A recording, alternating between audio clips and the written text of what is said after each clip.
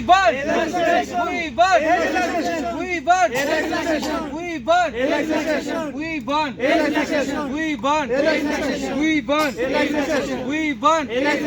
We burn. We burn. We burn. We burn. We burn. We burn. We burn. We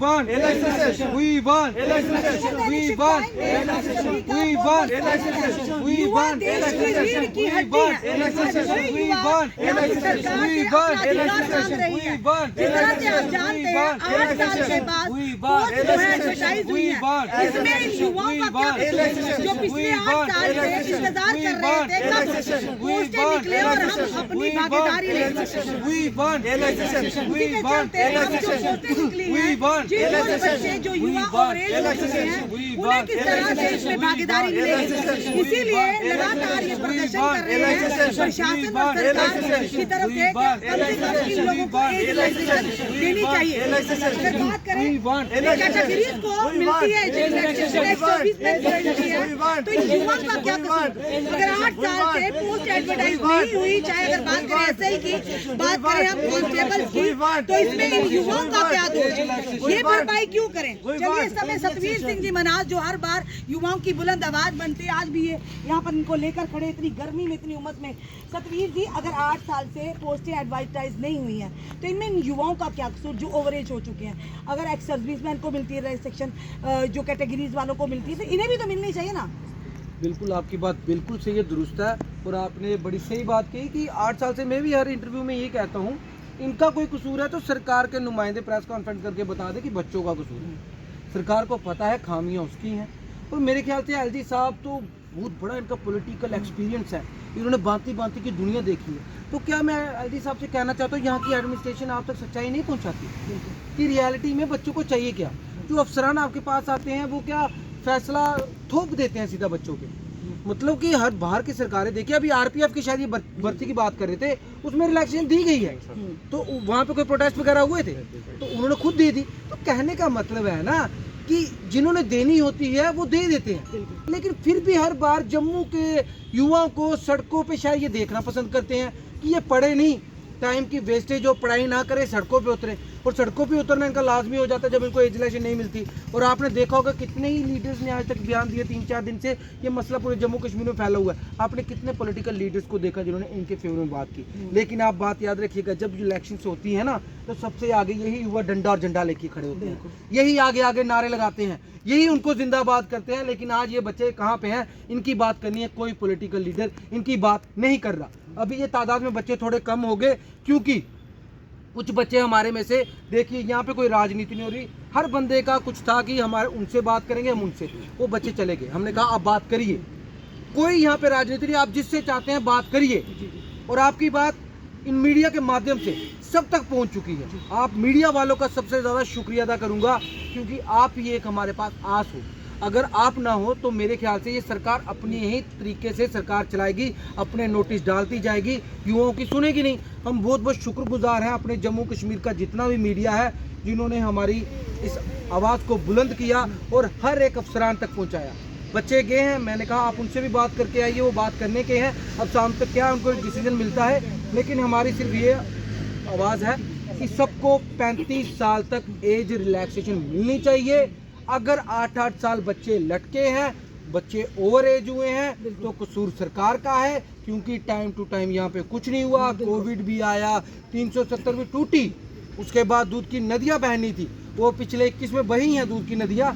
जब सड़कों पे सारा युवा होता था, जब स्कैम पे स्कैम होते थे, हम चिल्लाते थे, नज़र बंद होते थे, जेलों में होते थे, उठा लिया जाता था घरों से। लेकिन हुआ क्या, बाद में सच्चाई सामने आई, सच छुपाया नहीं जाता। बाद में माना कैंसिल हुआ और 3 साल लगे, वो भी लटके। सतवीर जी, वैसे ही हमारे जम्मू कश्मीर का युवा बेरोजगारी की मार से जूझ रहा है। बिल्कुल बिल्कुल। अगर बात करें, बच्चे जो है गलत रास्ते यानी ड्रग्स की तरफ जा रहे हैं, बच्चे सुसाइड कर रहे हैं। और अगर निकलती भी होते हैं बच्चे, अगर उसमें एग्जाम में यानी कि अपेयर भी होते हैं, उसके बाद घोटाले हो जाते हैं। और अब 8 साल का इंतजार करने के बाद ये लोग कहाँ जाएंगे, ये बड़ा सवाल है। क्या किसी नेता से बात करने की इन्होंने कोशिश की? नहीं, अभी देखिए ना, कुछ लोग आए थे तो आपको पता, हर एक यंगस्टर अपने अपने हर कोई बंदा किसी न किसी का जुड़ा होता है।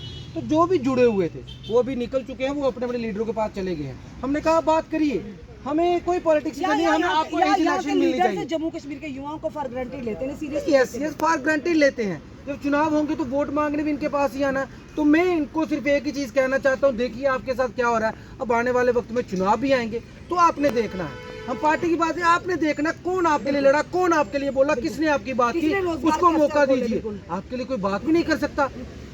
तो ऐसे तो मैं देखता हूँ एलजी के पास आए दिन नया कोई लीडर गया होता है, आए दिन लीडर पहुंचते हैं, आपने देखा होगा गुलदस्ता भी देते हैं, बुक्के भी देते हैं। की बात आती सब चुप्पी दही कान में इतनी बात नहीं कह सकते कि एक मसला भी है, यंगस्टर सड़कों पे है, वो रिलैक्सेशन मांग रहा है कांस्टेबल जेकेपीएसआई में, और ये भी बता सकता है कि 8-8 साल से नहीं निकली हैं नौकरियां, किस वजह से नहीं निकली वो भी बता सकता है। और जो निकली थी 3-4 साल उसमें लटक गए, स्कैम हुआ, कैंसिल हुए, कंपनियां बाहर हुई।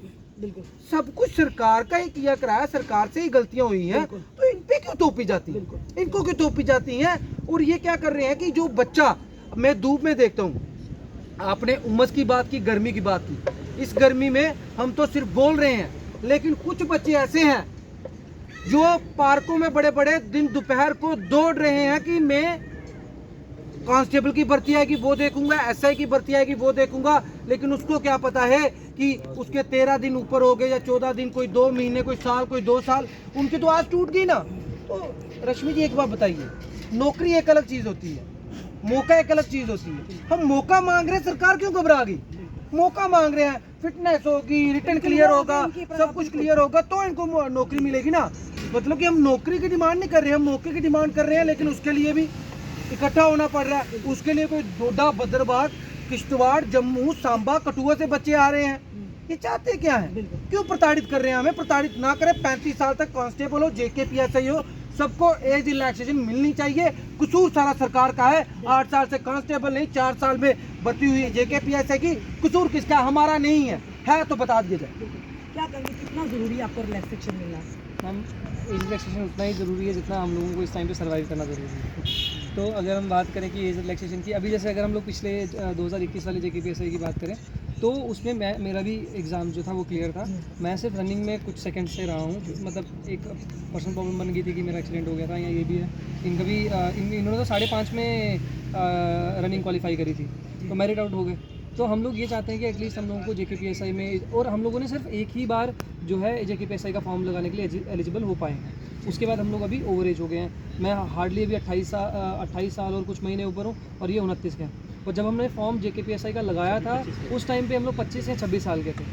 तो हम यही आग्रह करेंगे सबसे कि जेकेपीएसआई और कांस्टेबल दोनों में हम लोग को एज रिलैक्सेशन दी जाए, क्योंकि अगर कांस्टेबल की बात की जाए तो वो 8 साल के बाद आ रही, तो ये बहुत एक 8 साल का जो गैप है, ये बहुत बड़ा गैप है जिसको फिल करने की बहुत बड़ी ज़रूरत है। क्या